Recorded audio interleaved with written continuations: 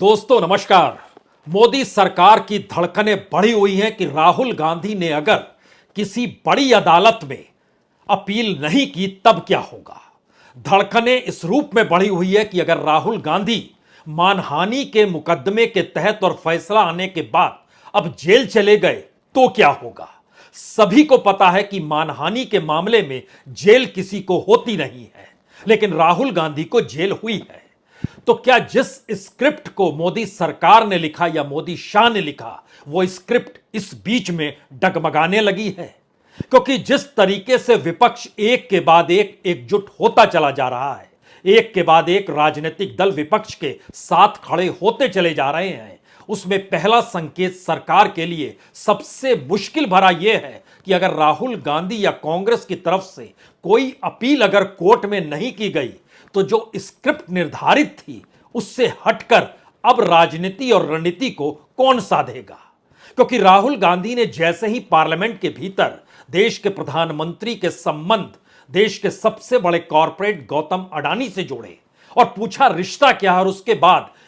बाद एक आरोप लगाते हुए तथ्यों को रखना शुरू किया। उन तथ्यों को रखने के बाद पार्लियामेंट ने उनके भाषण को चाहे मिटा दिया या कहें हटा दिया,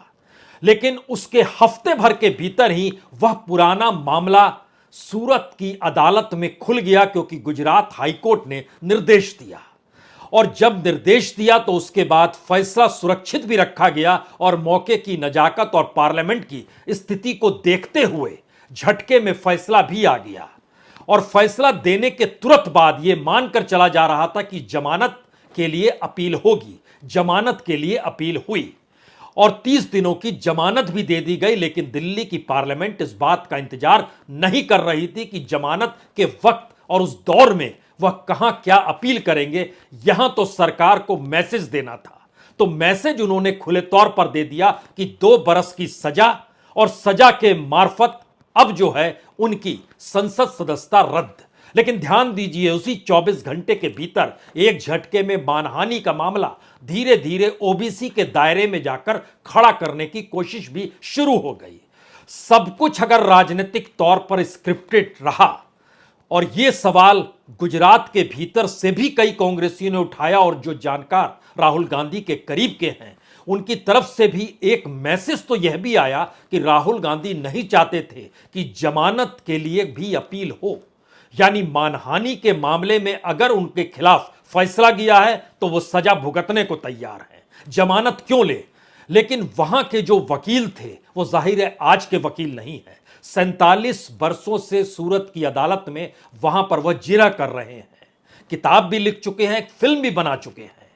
और गुजरात के भीतर किसकी किस रूप में चलती है, यह तो कांग्रेसी नेताओं की फिरिस्त से गुजरात में समझा जा सकता है, जहां बीजेपी के इशारे पर कांग्रेसी नेता भी चलने को मजबूर हो जाते हैं।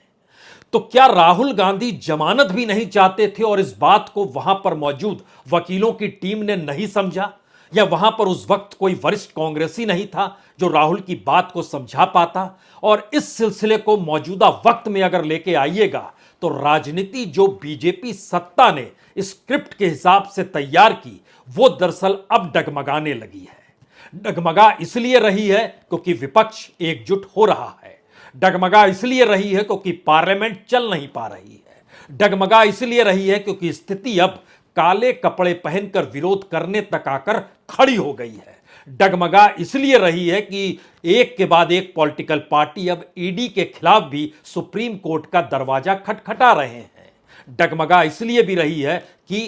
राष्ट्रपति तक के दरवाजे को खटखटाने की परिस्थिति में विपक्ष आकर खड़ा हो गया है, और डगमगा इसलिए भी रही है अगर मानहानि के मामले में फैसला देकर किसी को जेल भेजा जाए और वो राहुल गांधी हो, तो इतिहास के पन्नों में इस बात का जिक्र बार बार सत्ता के भीतर हिलोरे डाल रहा है कि जेल चले गए राहुल गांधी तो फिर 2024 में कोई मुद्दा उनके सामने नहीं बचेगा।